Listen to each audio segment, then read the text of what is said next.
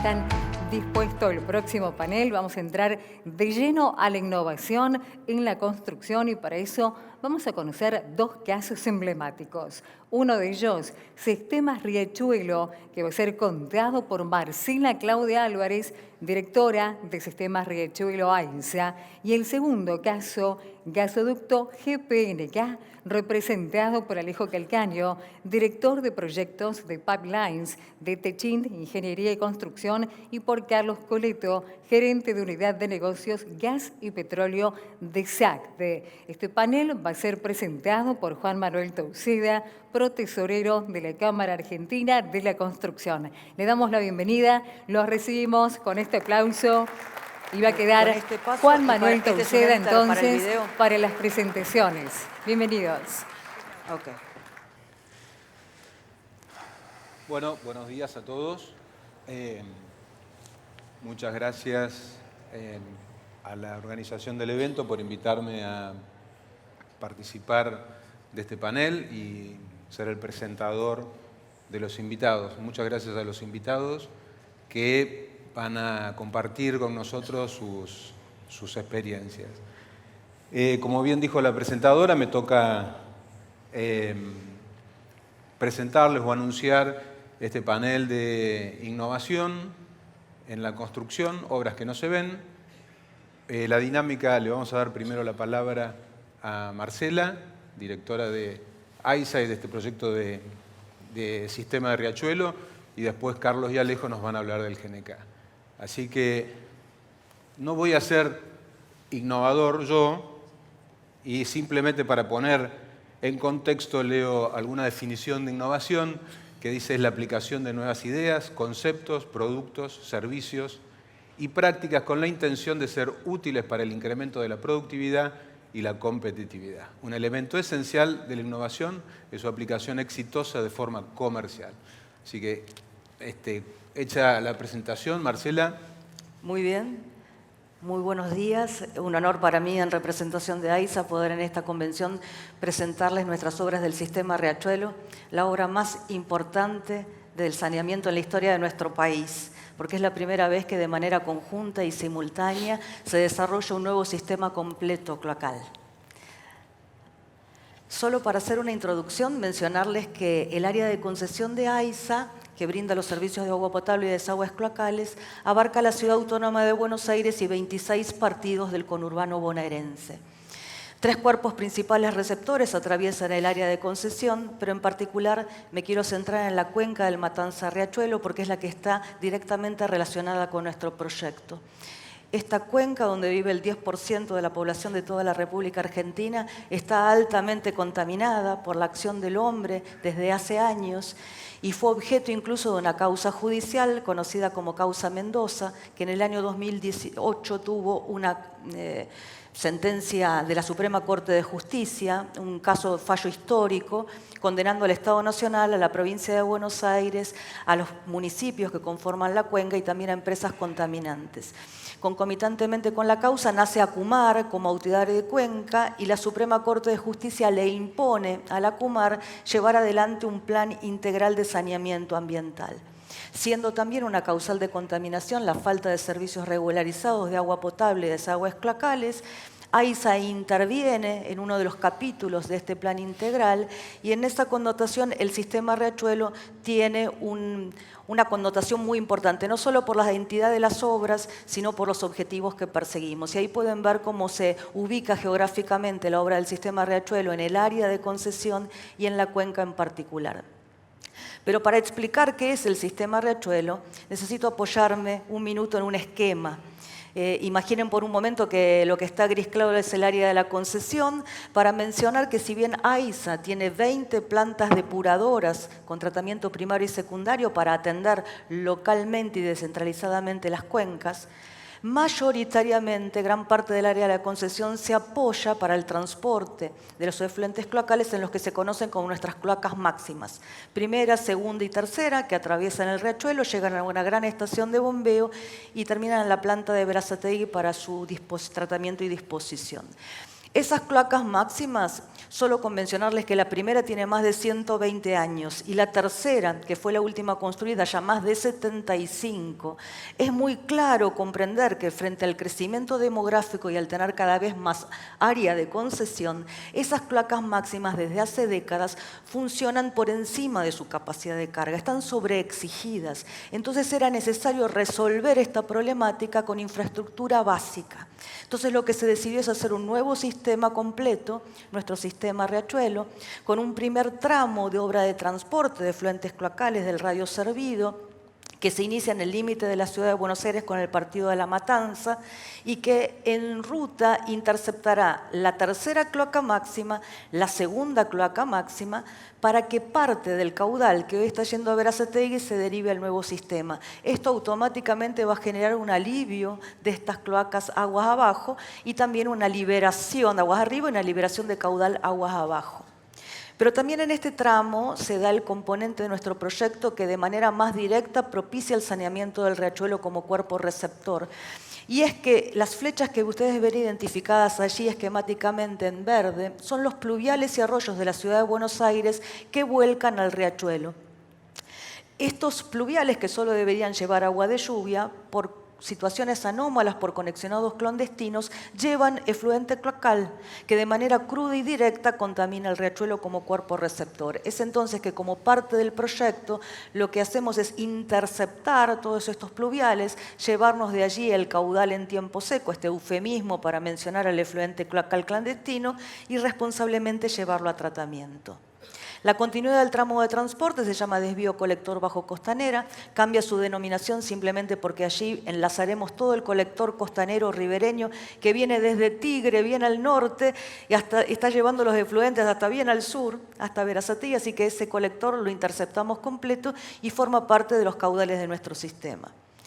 Luego una planta de tratamiento desarrollada sobre la costa del Río de la Plata, detrás del puerto del Dock Sud, que se complementa con un emisario de 12 kilómetros de extensión totalmente bajo las aguas del Río de la Plata, a 40 metros debajo de su lecho, y que es el que genera en su último kilómetro y medio el fenómeno de la difusión, de la dilución, esta mezcla íntima entre un efluente ya tratado y el agua del Río de la Plata, aprovechando la enorme capacidad de asimilación y autodepuración que tiene nuestro Río de la Plata.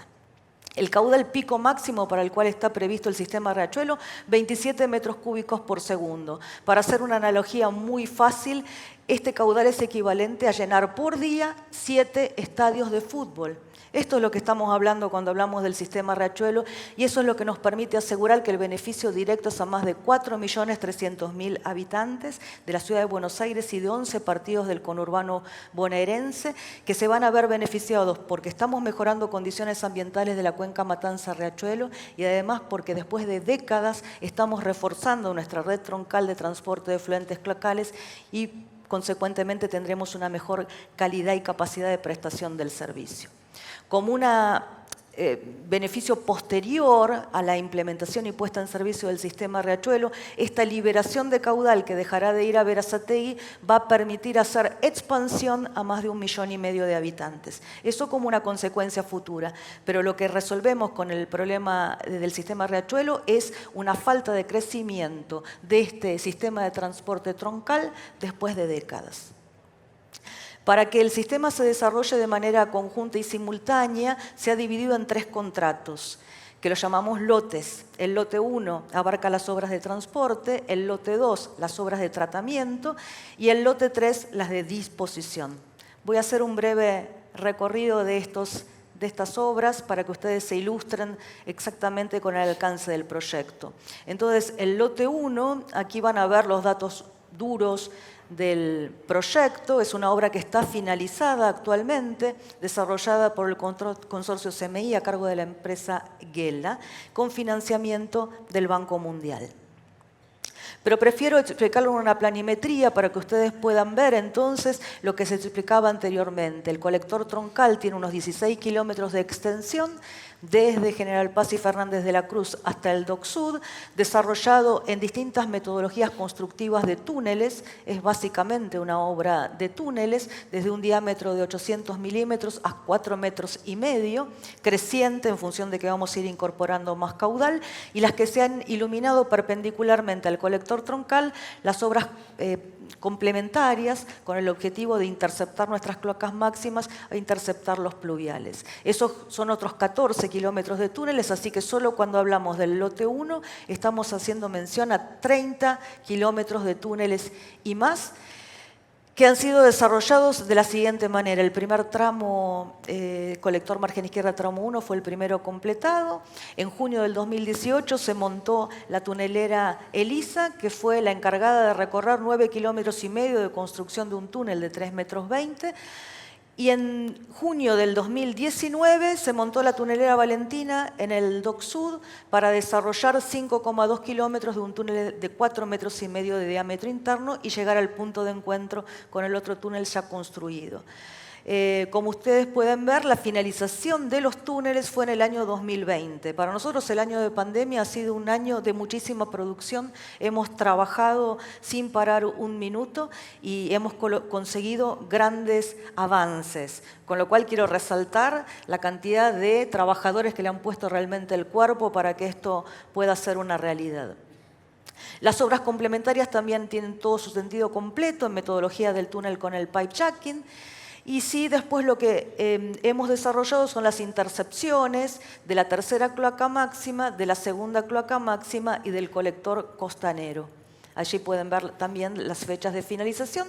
Una vez que esto sea puesto en servicio, todos estos caudales y efluentes que serán derivados e interceptados van a llegar a la futura planta para su tratamiento. Ilustrarles simplemente con algunas fotos de la magnitud de nuestras obras. Esto es el túnel del colector margen izquierda tramo 2, la logística necesaria para su construcción. Ya allí en fase final, previo al retiro de las instalaciones y la configuración final del túnel. A continuación, algunas imágenes del otro túnel. Esto es el pozo en Dock Sud. La máquina que desarrolló esta, que también fue una innovación en América Latina, fue la primera vez que se usó una máquina tunelera del tipo Mid-Shield, digamos que hace un acondicionamiento del suelo con bentonita y se retira por bombeo, a diferencia de las máquinas EPB que acondicionan el suelo como una pasta para descomprimirlo y sacarlo por vagonetas o por cintas transportadoras. Todas las metodologías de túneles han estado presentes en el sistema Riachuelo. Y aquí un poco la configuración del margen izquierdo finalizado. Algunas imágenes de captación de pluviales, simplemente como para que vean cuál es la configuración que queda dentro del pluvial para hacer la intercepción. Y las obras complementarias fundamentales de enlace con nuestras cloacas máximas. Esto es el enlace con la segunda cloaca máxima. Fue un hecho muy importante para AISA porque fue la primera vez en 100 años que se tuvo acceso directo a esta cloaca encontrada en perfectas condiciones y hubo que cortar para hacer la preparación de la futura intercepción. Lo mismo para la tercera cloaca máxima, unas cuadras de distancia. Ustedes tienen que comprender la dificultad de intervenir en estas cloacas máximas sobrecargadas y sobreexigidas, como les mencioné anteriormente. Aquí viene el momento en que se hizo el corte de esta tercera cloaca máxima, en este caso de hormigón simple. Y el enlace del costanero, también una obra importante porque hubo que hacer toda una preparación previa con asistencia de buzos para montar una compuerta para después poder hacer el corte en bloques. Pasando a la siguiente obra, el lote 2, la planta de Riachuelo y con sus estaciones de bombeo. Aquí los datos duros del proyecto, ahora los vamos a ver un poquito más en detalle. Esta obra está en ejecución actualmente a cargo de la empresa Fiat Intalimpianti y Acciona Agua Enute, también financiada por el Banco Mundial. Como componentes de las obras, allí en el Dock Sud, detrás del puerto, como les mencioné, desarrollar la planta. Previo hubo que hacer una defensa costera de 6 metros y ganar terreno al río para poder tener la disponibilidad de espacio. Y allí será donde llegará el efluente a cargo del lote 1, será elevado en una estación de bombeo enorme para que la planta pueda hacer su tratamiento por gravedad y lo más superficial posible, y una gran estación de bombeo a la salida para alimentar el emisario, que hidráulicamente es una impulsión. Algunas imágenes representativas de los avances de nuestras obras, estación elevadora de entrada. Tengo alguna dificultad para pasar. ¿Sí? Edificio eléctrico, todo lo que es el montaje de rejas medias y tamices. Es un cribado medio, un tamizado, un proceso netamente físico. Luego la parte de desarenadores, para quitar las arenas y las grasas.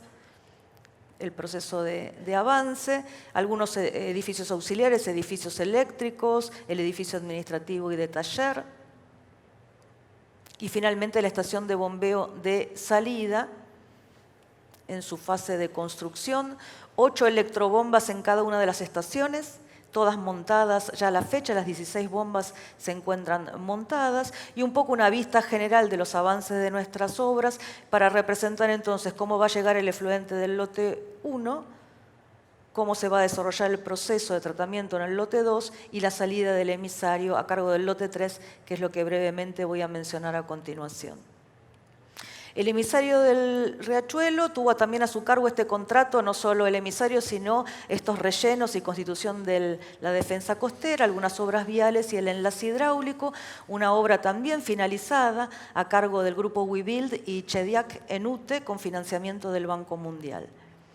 El diseño conceptual del emisario, entonces, a partir de una cámara de carga en la costa, 10,5 kilómetros de tramo de transporte y 1,5 kilómetros de tramo de difusión, atravesando los canales de ingreso tanto al puerto del Dock Sud como al puerto de Buenos Aires, no porque sea una interferencia física, porque estamos 40 metros debajo del lecho, sino sí porque lo será el tramo de transporte, de difusión, que es el que ha quedado inmediatamente finalizada la construcción del túnel a cargo de la tunelera Beatriz, señalizada para que las embarcaciones ya sepan que allí hay una obra que no hay que afectar.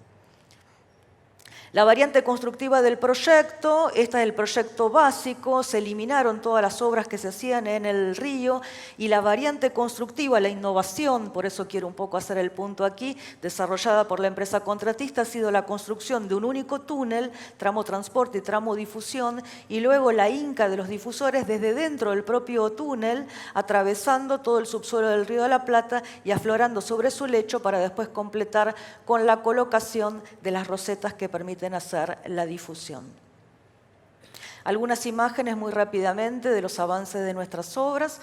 Todas las obras, los videos los pueden seguir en nuestro micrositio de la página de AISA, como para que puedan estar bien informados. Esta es una foto histórica porque es el extremo del túnel emisario, 12 kilómetros dentro del Río de la Plata, que se finalizaron en el 2019. No sé si tengo tiempo para pasar este video, creo que lo vamos a pasar de largo. Sí, mencionarles que esta hinca de los difusores, que ha sido la innovación, un método desarrollado expresamente para nuestro proyecto, desde el diseño conceptual hasta la fabricación de las máquinas, las pruebas en escala real, y estas ya son imágenes en el pozo, pruebas previas a trasladar las máquinas dentro del túnel 12 kilómetros y empezar de a 2 en 2 a hacer la hinca de estos tubos de 28 metros de longitud para atravesar el lecho del Río de la Plata en tubos de acero inoxidable tipo dúplex.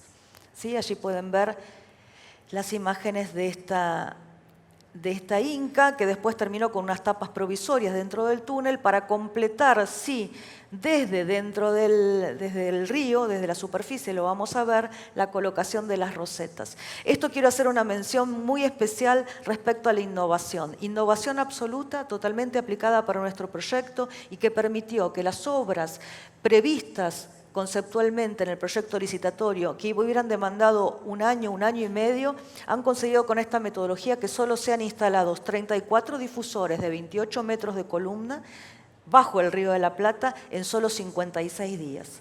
Y lo hemos desarrollado entre los meses de septiembre y noviembre del 2020. Así que la innovación valió realmente la pena. Luego la colocación de las rosetas, sí, en un trabajo desde el agua, con pasarelas de aproximación y trabajo de buzos, que lo que han hecho es retirar las tapas ciegas de cada uno de estos 34 conductos y colocar esta pieza especial, una roseta de distribución de 6 puertos, para que la mezcla sea lo más homogénea posible en el lecho del río. Estas las instalamos en abril del 2021, luego completar la cámara de carga con un revestimiento interior, y esta es la configuración final de la cámara de carga y la chimenea de equilibrio, a partir de la cual se alimenta el túnel. El túnel está lleno de agua del río desde agosto del 2022. Lo que se ha hecho es abrir solo algunas rosetas, permitir que ingrese el agua del río y mantener un equilibrio de presiones. Pero a partir del marzo de este año, lo que hemos hecho es retirar totalmente las tapas de las rosetas, y el emisario entonces con agua del río está en equilibrio con las oscilaciones que tiene de las mareas astronómicas y meteorológicas nuestro Río de la Plata. Mencionar, por supuesto, que en la medida que empecemos las pruebas de puesta en marcha de la planta, el efluente ya tratado comenzará a desalojar el agua del río y así comenzará a funcionar nuestro emisario. Y compartirles este video que habla más que las palabras que yo les pueda expresar.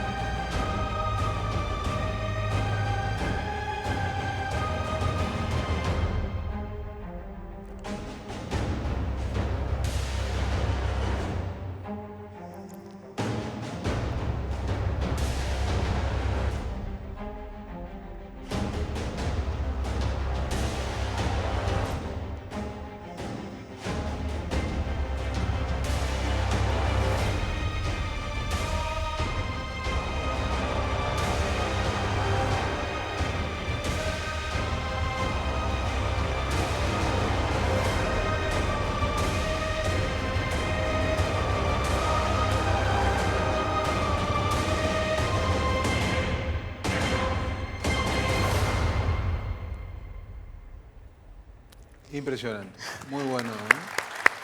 Aunque lo veo muchas veces, siempre me emociona verlo nuevamente, ver lo que habíamos logrado, y simplemente para cerrar, repasar los grandes conceptos entonces de este sistema Riachuelo, todos los datos que hemos mencionado. Importantísimo mencionar los 1.500 puestos de trabajo de mano de obra directa que ha tenido este proyecto constantemente a lo largo de toda su ejecución, y que ha sido compartido con obreros profesionales y técnicos de más de 20 nacionalidades, confluyendo y dejando un capital humano altamente capacitado para desarrollos como estos, con una inversión de 1.200 millones de dólares, y que estamos trabajando fuertemente para antes del cierre de este año poder tener finalizada e iniciado su puesta en servicio.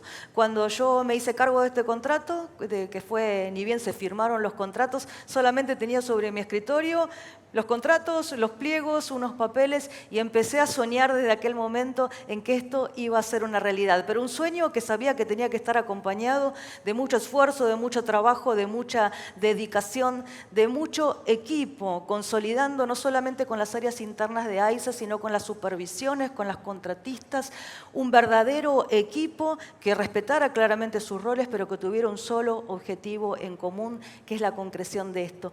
Por eso espero también que puedan haber ahora conocido un poco más del sistema Riachuelo, compartir por qué les digo que es la obra más importante de la historia del saneamiento, verdaderamente un hito para nuestro país, con proyección internacional, y que bueno, estamos muy próximos a decir las palabras más maravillosas que merece este proyecto, que es objetivo final cumplido. Muchísimas gracias por la atención. Gracias, Marcela. Estamos muy justos de tiempo. Estoy seguro que obras son amores, así que te pasarías todo el día entero Hubiera podido hablar todo el día, pero no sé tengo que duda. me iban a echar, entonces no tengo por eso duda, lo además hice es muy impresionante apurada. lo que han hecho. Bueno, Carlos, Alejo, ahora se organizan ustedes, a ver quién empieza. Nos van a hablar del gasoducto. 10 meses para hacer la obra, 10 minutos para presentar. Así es, así es. Así es. No sé si está la presentación para Es un poco iniciarla. como la presentación anterior, donde el atleta que se entrena toda la vida para 10 segundos. Bueno, Exactamente. tenés tus 10 segundos. Bueno, buenos días a todos. Gracias a la Cámara y gracias, Juan, por presentarnos. La agenda rapidita, ni siquiera la voy a leer para que tengamos un hilo conductor y pasemos directamente a los hechos con un video demostrativo.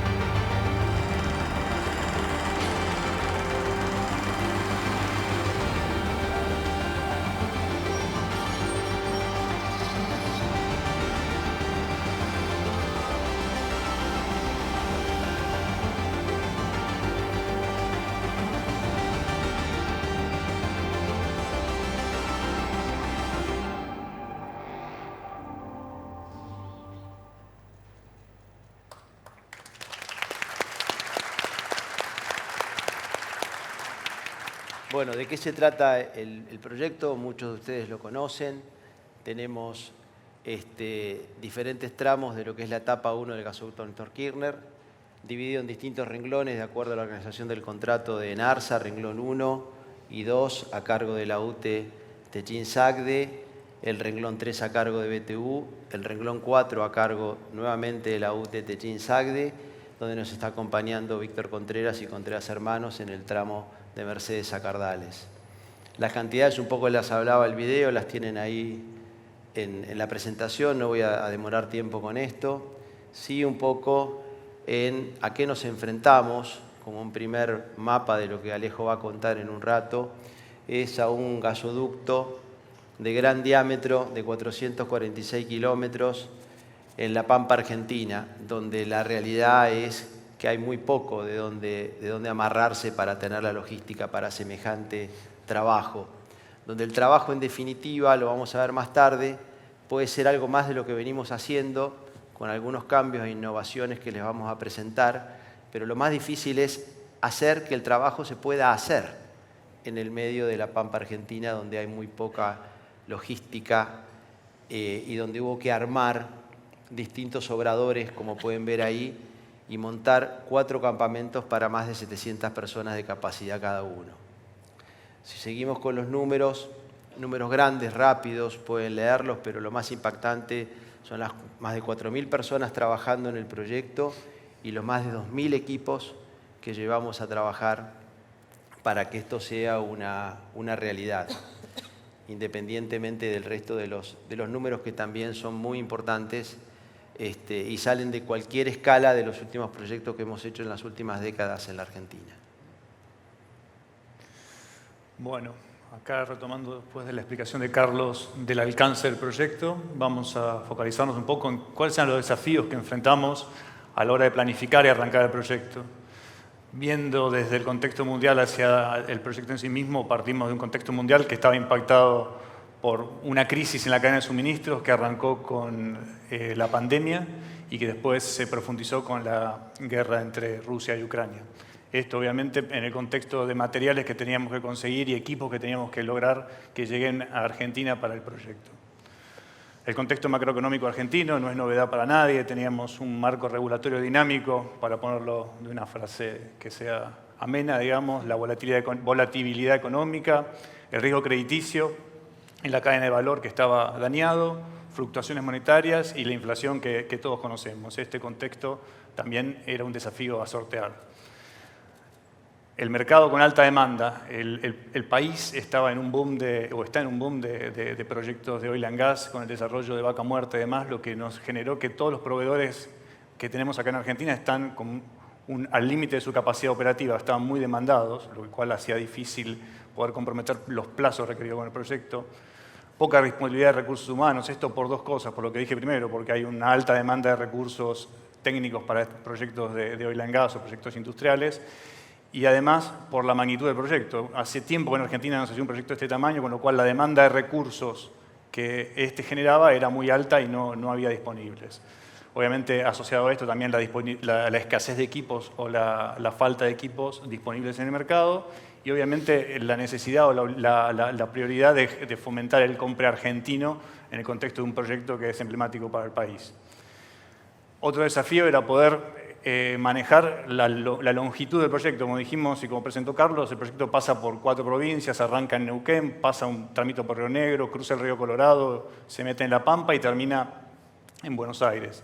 Esto genera una variedad de stakeholders que hay que administrar, desde gobiernos nacionales, provinciales, municipales, comunidades, principalmente en la zona de origen del proyecto, propietarios, sindicatos y los sindicatos también regionalizados en el desarrollo del proyecto. Así como también como un stakeholder importante que ya mencionamos al desarrollar, los proveedores de bienes y servicios a lo largo de la traza, porque el proyecto de un ducto como este tiene que ir buscando y generando proveedores a todo lo largo del proyecto.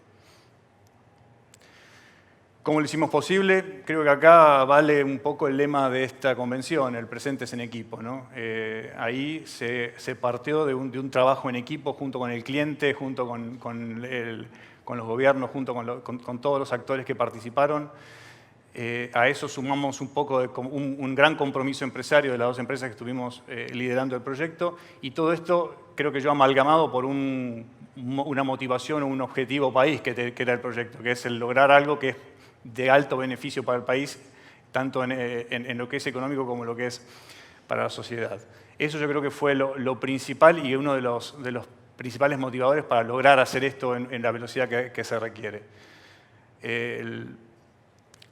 Este trabajo en equipo, asociado a la necesidad de lograr objetivos rápidos, porque este es un proyecto que, como estaba indicado en la filmina anterior, tenía que ejecutarse o debería ejecutarse en contextos normales entre 18 y 24 meses, tuvo que desarrollarse en plazos muy exiguos, lo hicimos en 10 meses. Para poder lograr eso hubo que implementar equipos de alta velocidad, hubo que lograr hacerlo todo y hacerlo todo de una manera ordenada, buscando siempre y con foco en lo que es la seguridad y la sustentabilidad.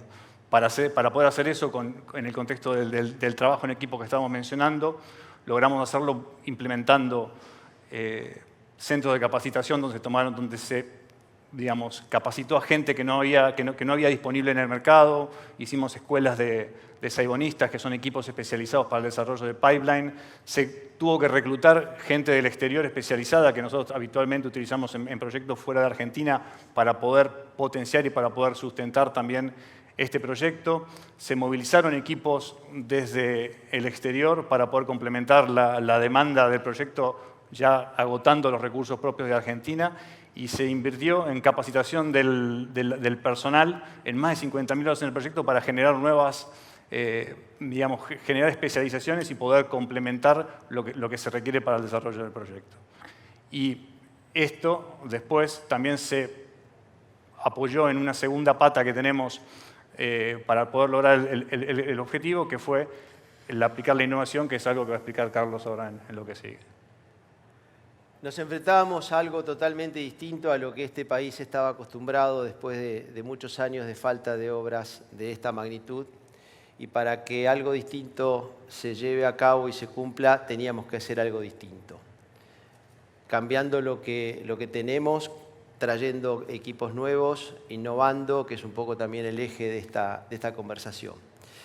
440 kilómetros en 10 meses requería una potencia inusual para llevar adelante este trabajo. No digo en la Argentina, sino digo en el mundo. Hablábamos de plazos de otros contratos en otros países. La verdad es un desafío muy, muy importante para todos. ¿Qué hicimos? Trajimos por primera vez a la Argentina equipos de soldadura automática de primer nivel mundial con la última tecnología. Fuimos previamente siquiera a presentar la oferta, a contratarlos con el tiempo suficiente para que se preparen y estén aquí en el momento necesario. Nos preparamos también con equipamiento de plantas de doble junta para minimizar los trabajos en campo y asegurar la velocidad de la producción, independientemente de los trabajos especiales como la ejecución del cruce dirigido sobre el río Colorado y la asistencia a que la obra funcione como estaba planificada que funcione. Para esto nos apoyamos con drones para hacer seguimiento de la construcción y la digitalización de procesos de obra a través de distintos sistemas que ambas compañías tenemos y pusimos al servicio del proyecto. Alejo, ¿querés agregar algo más? Quiero mencionar que esto permitió poder lograr producciones inéditas en este tipo de ductos acá en Argentina.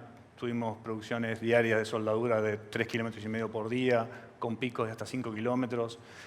Logramos hacer en el resto de las fases apertura de pista, bajada y tapada hasta 8 kilómetros por día en producciones pico, que son realmente hitos importantísimos y que permitieron llevar adelante el proyecto. Y no quiero dejar de destacar que se logró sin haber tenido realmente ningún accidente grave en el mismo. Esto fue un objetivo claro desde el inicio y que se logró plasmar a pesar de la velocidad que el mismo requirió. Estos proyectos, más allá de del impacto que tienen en sí mismo, nos dejan hoy una industria de la construcción diferente a la que teníamos años atrás, porque las innovaciones que pusimos en marcha vienen para quedarse y vienen para estar mejor preparados a desafíos similares o mayores. Así que nada, eso es un poco lo que traíamos acá a la mesa.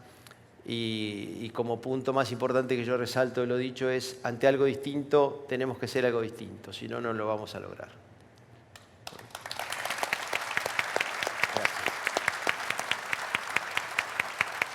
Gracias. Muchas gracias Alejo, muchas gracias Carlos. Estamos pasados de tiempo ya, no tengo lugares para preguntas lamentablemente. Pero bueno, sí, además, dejar alguna reflexión en relación a la innovación. No solamente creo que la innovación son los cambios tecnológicos, o me pasa a mí al menos que yo me lo asocio mucho a la tecnología. Y no solamente eso, ¿no? Sino es Pensar distinto, pero organizarnos distinto, innovar con nuestro relacionamiento. Y en esto, no sé si es algo nuevo, pero sí para mí lo he vivido como algo muy diferente. Y voy a hablar acá, Marcela, más del ducto porque estoy más cerca de la especialidad. ¿Cómo se alineó, digamos, todos los actores que tuvieron que ver con esto se alinearon atrás del objetivo para lograr esto? Estoy seguro que sin la decisión política, sin los profesionales, sin las empresas que accedieron y dieron la facilidad para que esto realmente se lleve a cabo, sin los gremios, sin los proveedores, no se hubiese logrado. Así que creo que en materia ahí tenemos algo para aprender y para seguir explotándolo. Bueno, muchas gracias a todos. Felicitaciones porque las dos obras son extremadamente difíciles, inéditas, con dificultades que me imagino que lo que debe haber sido enfrentar este día a día. Así que felicitaciones para todos. Los dejamos. Ahora viene Delfina Piñatelo, creo, tomamos un café y viene Delfina Piñatelo, una joven talentosísima que se destacó en natación, uno de los deportes más difíciles y más sacrificados. Así que bueno, muchas gracias a todos. Gracias. Muy bien, los aplausos para este panel. Muchísimas gracias, Juan Manuel, por las presentaciones. Gracias. Marcela, Alejo, Carlos, muchísimas gracias. Nos Muchas ayudaron gracias. a conocer de alguna manera estos dos casos emblemáticos sobre innovación en la construcción y visibilizar lo que después ya no se ve una vez que la obra está terminada.